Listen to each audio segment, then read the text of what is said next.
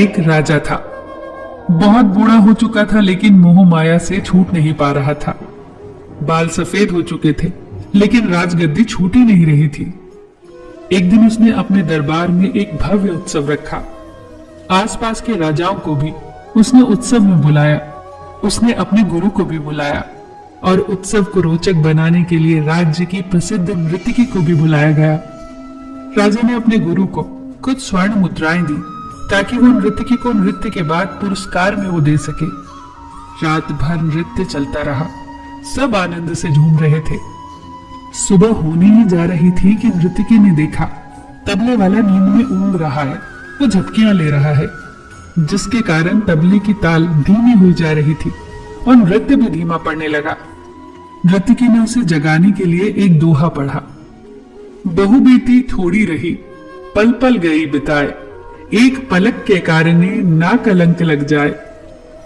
इस दोहे को जैसे ही सबने सुना तो सब सजग हो गए, जैसे उन्हें कोई गहरा ज्ञान मिल गया हो। सबने अपने अपने अनुसार इस दोहे का अर्थ लिया। तबले वाला सतर्क होकर तबला बजाने लगा। सब लोग दोहे की बहुत प्रशंसा करने लगे। नृत्यकी ने वो दोहा फिर से पढ़ा। बहु बीती थोड़ी रही, पल पल गई बिताए, एक पलक के कारणे ना कलंक लग जाए। इस बार राजा के गुरु ने सारी मुद्राएं नृत्यकी को दे दी। नृत्यकी ने फिर दोहा पढ़ा तो राजकुमार ने अपना मुकुट उतार कर नृत्यकी को सौंप दिया।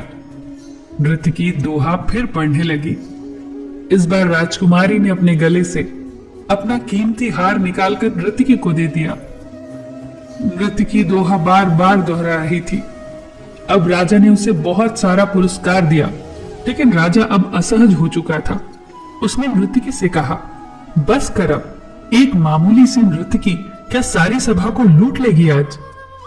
राजा की यह बात जैसे ही गुरु ने सुनी तो उनके नेत्रों से आंसू बहने लगे। वो राजा से बोले, राजन, आप इसे मामूली नृत्यकी ना कहें। अब ये मेरी गुरु है। इसने मेरी आंखें खोल दी हैं। मैं सारा जीवन ईश्वर की भक्ति में लीन रहा, वन वन जाकर तपस्या की, और अब अपने अंतिम समय में इसके नृत्य में लीन होकर मैं अपनी साधना नष्ट करने जा रहा था। इसके दोहे ने मुझे बचा लिया है राजन। अब राजा का पुत्र बोला, आप मुझे राज्य नहीं दे रहे थे। मैं अपने सिपाहियों के साथ मिलकर आपकी हत्या करने वाला था। इसी दोहे ने मुझे जगा दिया कि आज नहीं तो कल राज्य मुझे ही मिलने वाला है। फिर पिता की हत्या का कलंक अपने सिर पर क्यों लूं? राजा की पुत्री भी राजा से बोली, पिताजी, आप मेरा विवाह नहीं कर रहे थे। आज मैं महावत के साथ भागकर अपना जीवन बर्बाद करने वाली थी, पर इसी के दोहे ने मुझे सुमति दी कि आज नहीं तो कल तेरा विवाह हो ही जाएगा। तू क्यों घर से भागकर अपने पिता को कलंकित करती है? ये सारी बातें जब राजा ने सुनी तो उसे भी अपनी गलतियों का भान हुआ और उसने उसी समय राजकुमार का राज तिलक करने का निर्णय लिया और राजकुमारी से भी कहा, पुत्री, मैं जल्दी ही योग्य वर देखकर तुम्हारा विवाह कर दूंगा। ये सब होता हुआ नृत्यकी देख रही थी। उसके मन पर इसका इतना गहरा असर हुआ कि वो सोचने लगी, मेरे एक दोहे से कितने लोग सद्मार्ग पर चल पड़े हैं। जब सबने सही मार्ग चुन लिया है तो मैं क्यों पीछे रहूं? उसने उसी समय राज नृत्यकी होना त्याग कर ईश्वर की भक्ति को अपना लिया। कभी कभी जीवन में हम बहुत कठिन रास्ते से गुजरते हुए अपनी मंजिल को बस पहुंचने ही वाले होते हैं कि ठीक उसी वक्त हमारा सब्र टूट जाता है। हम हिम्मत हार जाते हैं, रुक जाते हैं, ठहर जाते हैं।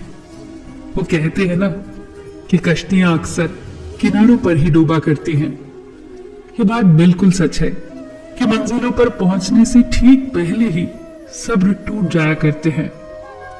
इसीलिए जब भी ऐसा लगे कि आप अधीर हो गए हैं, धैर्य खत्म होने लगा है, तो बार बार इस दोहे को दोहराएं।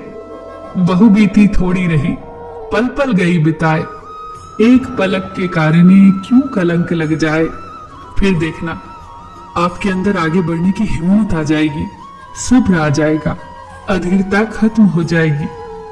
याद रखना दोस्तों, धैर्य रखना उन गुणों में से एक है जो परमात्मा को सबसे ज्यादा पसंद है। फिर मिलेंगे दोस्तों अगली कहानी के साथ। तब तक के लिए अपना ख्याल रखना और हमेशा मुस्कुराते रहना।